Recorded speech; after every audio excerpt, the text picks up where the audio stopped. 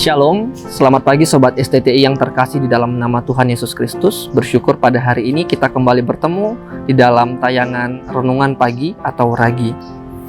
Sebelum kita mulai renungan dan pembacaan terhadap firman Tuhan, baiklah kita mendahulunya dengan doa. Kita bersatu hati, kita berdoa.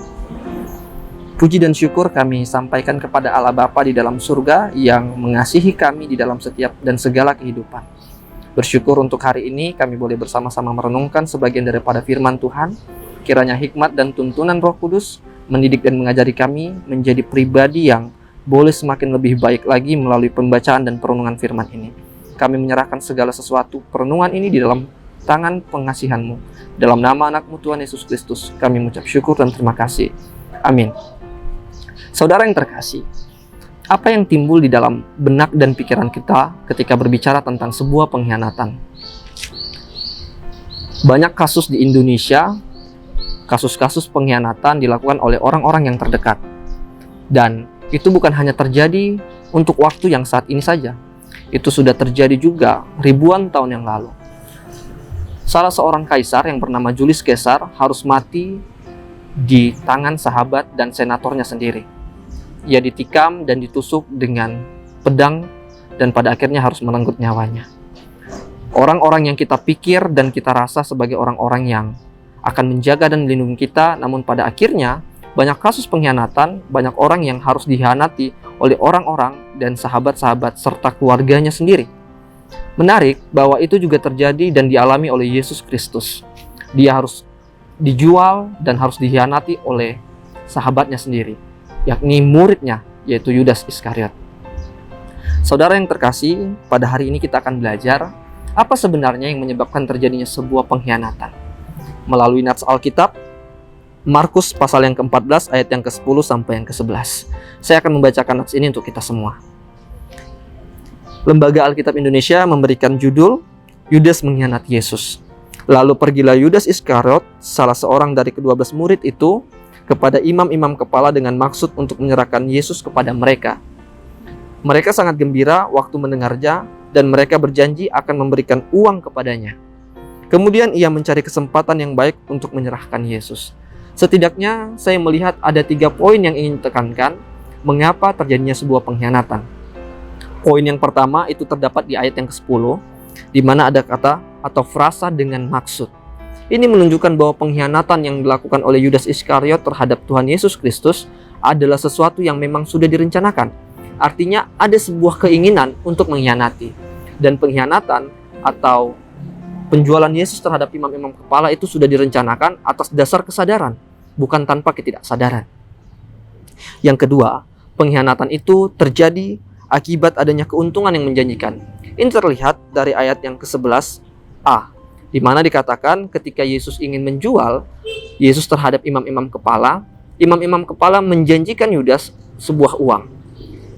Artinya ada sebuah keuntungan yang diperoleh oleh Yudas akibat dari pengkhianatan yang ia lakukan. Yang ketiga adalah karena adanya kesempatan yang memungkinkan.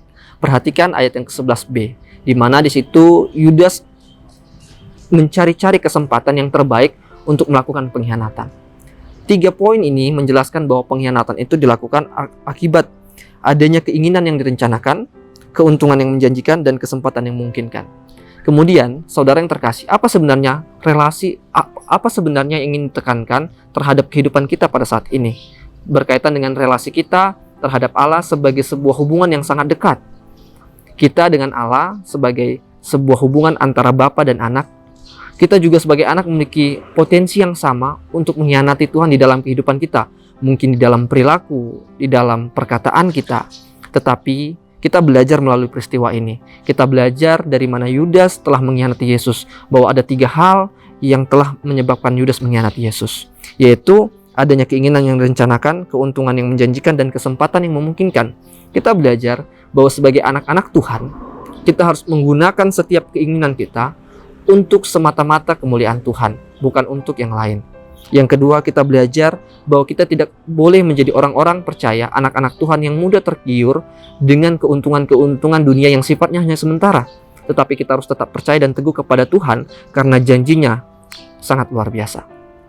Terakhir adalah kita di dalam kehidupan akan diperhadapkan dengan situasi di mana ada kesempatan untuk mengkhianati Tuhan. Mungkin saja kita harus berbohong, mungkin kita dipaksa untuk mencuri atau melakukan tindakan-tindakan yang tidak berkenan di hadapan Tuhan.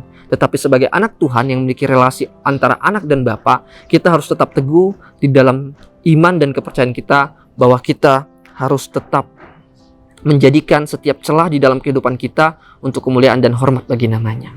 Saudara yang terkasih, kita belajar melalui peristiwa pengkhianatan yang dilakukan Yudas agar itu tidak terjadi terulang di dalam kehidupan kita sebagai anak-anak Tuhan. Dan kita harus memperhatikan 3 poin ini sebagai sebuah pelajaran di dalam kehidupan kita untuk menjaga relasi kita agar tetap terjalan baik antara kita dengan Allah sebagai Bapa kita. Ini yang boleh saya bagikan bagi kita semua. Kiranya ini menjadi pelajaran bagi kita untuk terus berbenah diri menjadi lebih baik di hadapan Tuhan, agar kita boleh menjadi teladan di tengah-tengah masyarakat dan orang lain serta sesama. Kita tutup dan akhiri renungan pagi ini di dalam doa. Bapa, kami mengucap syukur untuk setiap kasih dan kebaikan yang kami rasakan pada hari ini. Terlebih kami boleh merenungkan sebagian daripada firman. Biarlah itu menjadi pedoman di dalam kehidupan kami. Kami belajar untuk semakin berbenah diri. Kami belajar bagaimana kami tetap untuk hidup di dalam jalur yang benar. Tidak mengkhianati Tuhan di dalam kehidupan kami. Di dalam relasi antara anak dan Bapa, antara kami, orang-orang percaya dengan Allah sebagai juru selamat kami.